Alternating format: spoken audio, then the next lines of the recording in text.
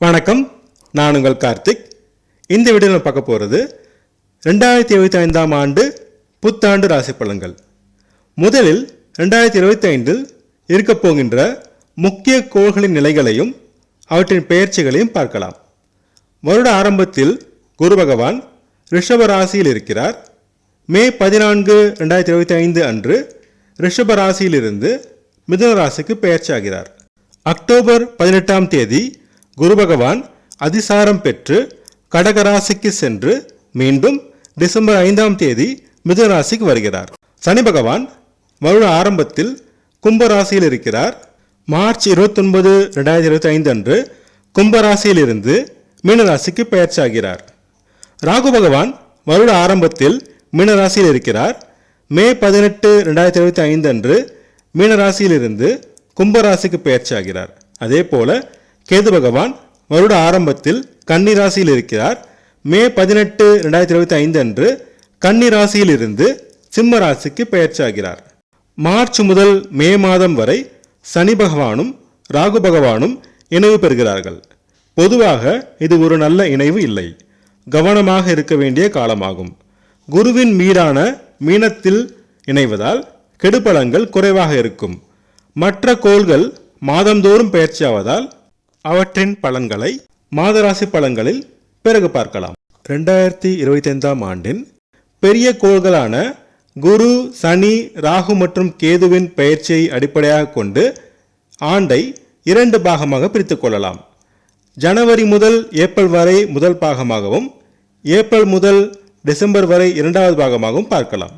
இனி நாம் சிம்ம ராசிக்கான 2025ஆம் ஆண்டின் முதல் பாகமாகிய ஜனவரி முதல் ஏப்ரல் வரை உள்ள கோள்களின் நிலைகளையும் அவற்றின் பலன்களையும் பார்க்கலாம்.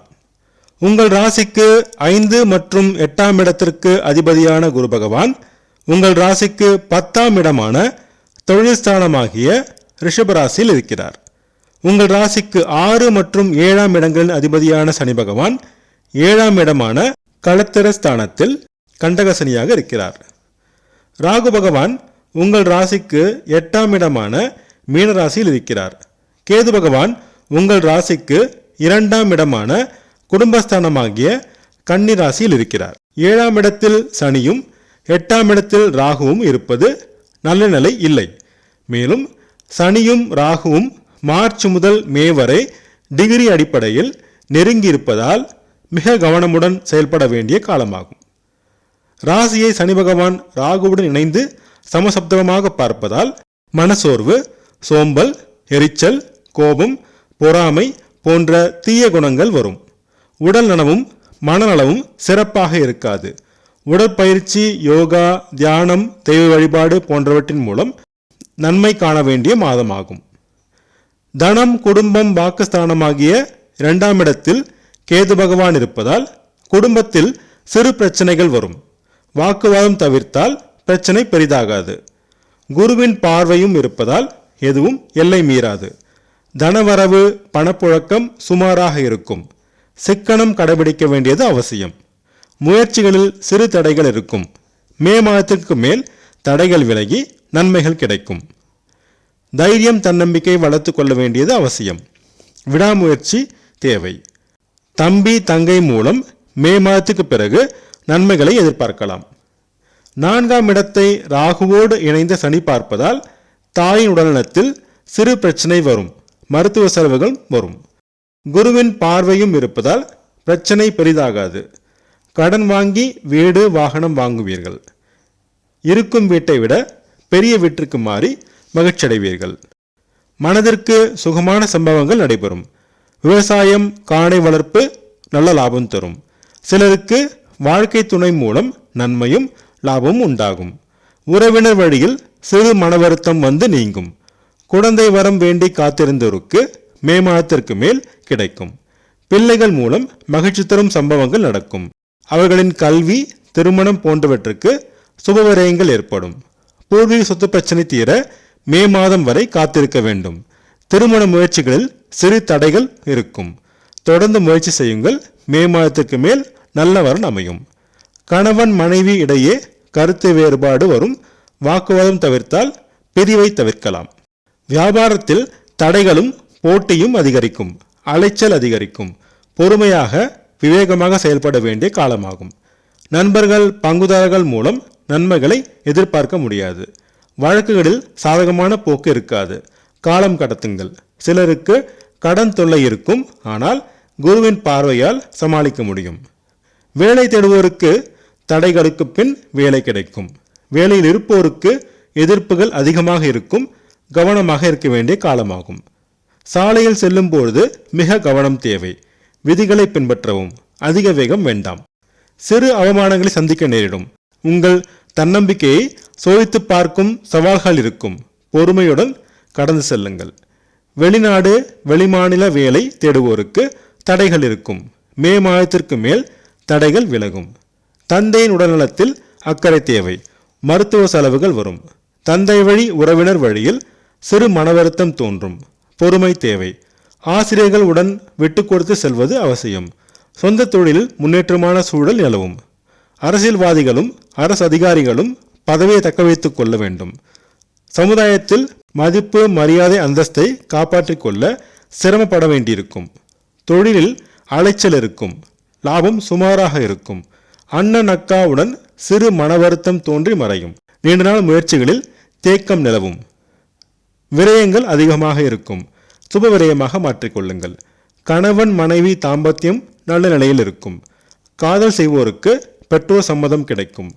பள்ளி மாணவர்களும் கல்லூரி மாணவர்களும் படிப்பில் நல்ல முன்னேற்றம் காண்பார்கள். ஆராய்ச்சி மாணவர்கள் தடைகளை சந்திப்பார்கள். கவனம் தேவை. கலைஞர்கள் சுமாரான வாய்ப்புகளும் வருமானமும் பெறுவார்கள். இனி 2025ஆம் ஆண்டின் 2ஆம் பாகமாகிய மே முதல் டிசம்பர் வரை உள்ள கோள்களின் நிலைகளையும் அவற்றின் பலன்களையும் பார்க்கலாம். உங்கள் ராசிக்கு 5 மற்றும் 8ஆம் இடத்தின் அதிபதியான குரு பகவான் உங்கள் ராசிக்கு 11ஆம் இடமான லாபஸ்தானமாகிய மிதுன ராசியில் இருப்பார். இதுவரை இருந்த 10ஆம் இடத்தை விட 11ஆம் இடம் குரு பகவானுக்கு சிறப்பான இடமாகும். உங்கள் ராசிக்கு 6 மற்றும் 7ஆம் இடங்களின் அதிபதியான சனி பகவான் 8ஆம் இடமான மீனத்தில் இருக்கிறார். மார்ச் மாதம் இறுதியிலேயே அஷ்டம சனி ஆரம்பமாகப் போகிறது. இதுவும் நல்ல நிலை இல்லை. ராகு பகவான் உங்கள் ராசிக்கு 7ஆம் இடமான களத்திர ஸ்தானமாகிய கும்பராசியிலும், கேது பகவான் உங்கள் ராசியிலேயே இருக்கப் போகிறார்கள். இதுவும் சிறப்பான நிலை இல்லை. ஆனால் 7ஆம் இடத்தில் இருக்கும் ராகுவை குரு பகவான் பார்க்க போகிறார். அதனால் கெடுபலங்கள் குறைவாக இருக்கும். ராசியிலே கேது பகவான் இருப்பதால் விரக்தி, இதிலும் ஈடுபாடு அற்ற தன்மை, கவனக்குறைவு, மறதி இருக்கும். அஷ்டம சனி நடப்பதால் எடுக்கும் காரியங்களில் தடைகள், வீண் வம்பு வழக்கு, குடும்பத்தில் அமைதியற்ற சூழ்நிலை, பேச்சினால் பிரச்சனைகள் இருக்கும். எனவே மிகவும் கவனமாகவும் நிதானமாகவும் விவேகமாகவும் செயல்பட வேண்டிய காலமாகும். உடற்பயிற்சி, யோகா, தியானம், தெய்வ வழிபாடு போன்றவை மூலம் கெடுபலங்களை குறைத்து கொள்ளலாம். உடல் நலத்தையும் மனநலத்தையும் பேண வேண்டிய காலமாகும். சனியின் பார்வையால் குடும்பத்தில் பிரச்சனை இருக்கும். குடும்ப உறுப்பினர்கள் ஆதரவு கிடைப்பது சிரமமாகும். பேச்சினில் நிதானம் தேவை. அவசரப்பட்டு பேசினால் வீண் வம்பு வழக்கு வந்து சேரும். குரு பகவான் 11ஆம் இடத்தில் இருப்பதால் தனவரவு, பணப்புழக்கம் நன்றாக இருக்கும். நிலம் மனை வாங்கும் போது ஆவணங்களை முறையாக சரிபார்த்து வாங்குவது அவசியமாகும். கொடுத்த வாக்கை காப்பாற்றுவது சிரமமாகும். அதனால் வாக்கு கொடுப்பதற்கு முன் பல முறை யோசித்து வாக்கு கொடுக்கவும். அஷ்டம சனி முயற்சிகளில் தடைகளை கொடுத்தாலும் குருவின் பார்வை முயற்சி ஸ்தானமாகிய 3ஆம் இடத்திற்கு கிடைப்பதால் கடின முயற்சி மூலம் வெற்றி கிடைக்கும். தம்பி தங்கை மூலம் நன்மைகள் நடக்கும். ஆடை ஆபரண சேர்க்கை நிகழும். அக்கம் பக்கத்தினர் உடனிருந்த பிரச்சனை விலகி ஒற்றுமை பிறக்கும். போட்டி பந்தயங்களில் வெற்றி காண்பீர்கள். தாயின் உடல்நலத்தில் இதுவரை இருந்த பிரச்சனைகள் குறையும். தாய் மற்றும் தாய் வழி உறவினர் வழியில் இருந்த பிரச்சனைகள் தீரும். 5ஆம் இடமான பூர்வ புண்ணிய ஸ்தானத்தை குருவும் சனியும் பார்வை செய்வதால் குழந்தை வரம் வேண்டி காத்திருந்தோருக்கு சிலருக்கு இப்போது கிடைக்கும். பூர்வீக சொத்து பிரச்சனை தீரும். பிள்ளைகள் வழியில் மகிழ்ச்சி தரும் சம்பவங்கள் நடக்கும். பிள்ளைகளுக்கு நல்ல கல்லூரியில் இடம் கிடைப்பது, நல்ல வரன் அமைந்து திருமணம் நடப்பது போன்ற மகிழ்ச்சி தரும் சம்பவங்கள் நடைபெறும். அதிர்ஷ்ட வாய்ப்புகள் தேடி வரும்.